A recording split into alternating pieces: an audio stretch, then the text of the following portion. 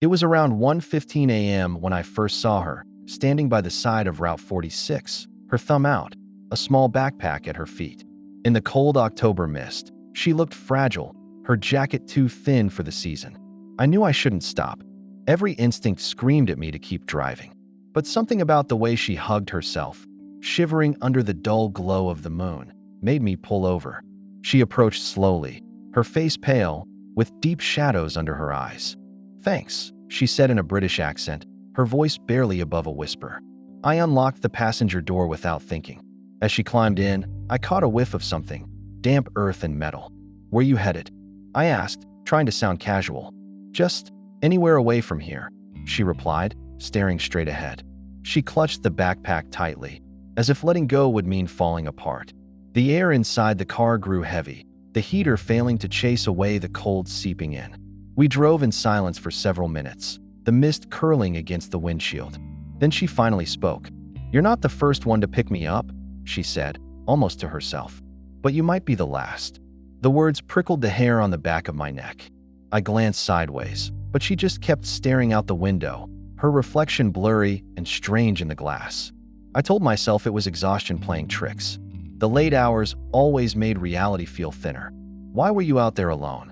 I asked, forcing my voice steady. She hesitated before answering. "I was left behind." Her fingers tightened around the backpack until her knuckles turned white. The road stretched endlessly ahead, swallowed by fog. No signs, no landmarks, just the endless hum of tires on asphalt. I tried the radio to break the tension, but all I got was static. No music, no talk shows, just that eerie, empty sound. Finally, after what felt like an hour, I saw a diner up ahead, a small, flickering neon sign reading, "Open 24 hours." Relief washed over me. "Want to grab some coffee?" I asked, slowing down. She nodded, still not looking at me. I pulled into the empty lot and parked. When I turned to her, she was gone. The passenger seat was empty, door unopened, backpack missing. Only a damp spot remained on the seat where she had been sitting. Heart hammering, I stumbled into the diner. An old man behind the counter looked up as I entered, a knowing look in his eyes. "You saw her, didn't you?" he asked, without preamble. I nodded, unable to speak. "She's been out there since '78, he said, pouring coffee into a chipped mug. "Car crash. Whole family wiped out. Only her body was never found." He set the mug down in front of me. "Some say she's still trying to get home. Others say she doesn't even know she's dead." I sat there, hands shaking around the warm mug, staring out the window. The mist thickened, swallowing the road. Somewhere out there, I knew she was still wandering Route 46. Still waiting for another driver to mistake her for the living. Every now and then, I still drive past that stretch of highway late at night. And sometimes, in the corner of my eye, I swear I see her, a pale figure standing alone in the mist, thumb out, waiting for another ride, waiting for someone else to disappear with her into the fog. When you work the night shift at a radio station, you get used to weird things. Dead air, creepy late-night calls, power glitches, normal stuff. But nothing prepared me for what happened during my final shift at station 103.5 FM. If I close my eyes, I can still hear it, whispering through the static. The station was on the outskirts of a dying town in Maine, an old brick building half swallowed by fog most nights. The night it happened, I was alone, like usual. The playlist was loaded, coffee was brewing, and the graveyard shift had just begun. It was a cold October night, just before Halloween. Perfect, I thought, for ghost stories and spooky tracks. At around 2:30 a.m., the signal started acting funny. Songs slowed down, warped, and twisted into static. Then I heard it, faint at first, like a voice buried deep under the noise. At first, I thought it was a crossover from another station. I turned down the track, expecting silence. Instead, the voice grew louder. "You're not supposed to be here." It was low, raspy, a man's voice, but wrong, distorted like it was coming from underwater. Chills crawled up my spine. I checked the equipment. Everything was working fine. Then the lights flickered. The warm glow of the studio bulb snapped into harsh darkness. Only the blinking on air sign remained, throwing blood-red light across the room. And in that moment, in the reflection of the glass window separating the booth, I saw him. A man in tattered clothing stood behind me, pale skin sagging like wet paper. His mouth hung open in a silent scream. I spun around, but no one was there. Just the hum of dead air and the faint scent of ozone. I told myself it was exhaustion. Sleep deprivation messes with your head. I powered through, resetting the playlist manually. The music returned, though it sounded brittle and thin, like it could shatter at any second. Around 3 a.m., the phone rang. Old-school landline, one that hadn't worked in years. My hands trembled as I picked it up. "Turn it off," the voice said immediately. "Turn what off?" I asked, heart hammering. The line went dead. I stared at the receiver for a long time before setting it down. Then I noticed it. Every light on the call board was flashing.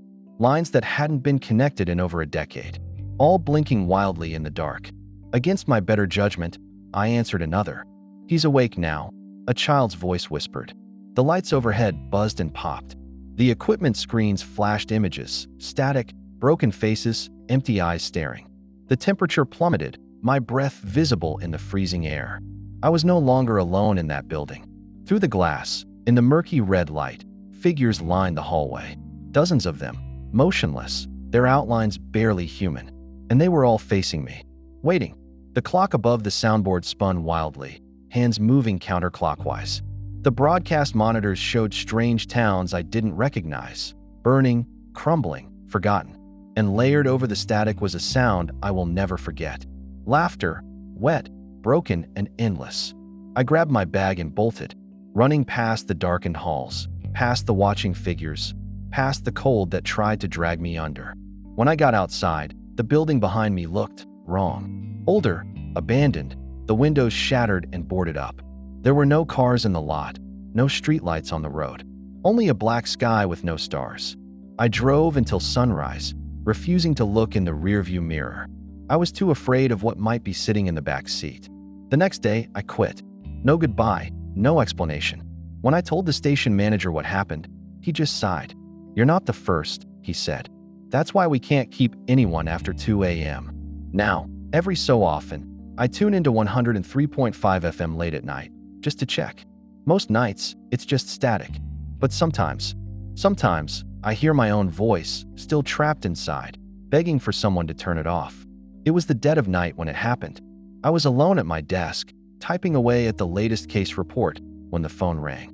It wasn't unusual. The late-night shifts always brought in strange calls. But this one felt different. I picked up the receiver with a sigh, assuming it was just another wrong number or someone looking for their lost cat. But then, a voice crackled through the line, low and slow, as if every word took effort. "Do you remember me?" I froze. The voice was unmistakable, Jenna Harris. It was her voice, the same as it had been 3 years ago. The voice of the woman who had disappeared without a trace in the middle of the night. Jenna was a former colleague of mine, and her sudden disappearance had rocked our small town. No one knew where she went. No signs, no clues. Just gone. For years, we all wondered if we'd ever find out what happened to her. "Jenna?" I whispered, barely believing what I was hearing. "Jenna, where are you?"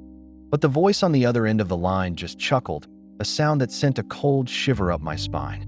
"I'm here just like you asked. I'm here, right behind you."